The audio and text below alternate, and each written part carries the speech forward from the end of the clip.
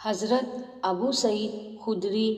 رضی اللہ عنہ سے روایت ہے کہ رسول اللہ صلی اللہ علیہ وسلم نے فرمایا، جب تم میں سے کوئی ایسا خواب دیکھے جو اسے پسند ہو تو وہ اللہ کی طرف سے ہے، اس پر اللہ تعالیٰ کی حمد کرے اور اسے بیان کر سکتا ہے،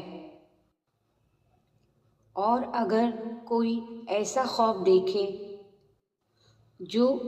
اسے ناپسند ہو تو وہ شیطان کی طرف سے ہے، ایسے خواب کے شر سے اللہ کی پناہ مانگے، اپنے اس خواب کا کسی سے ذکر نہ کرے، پھر وہ خواب اسے کوئی نقصان نہیں پہنچائے گا۔ صحیح بخاری حدیث نمبر 6985۔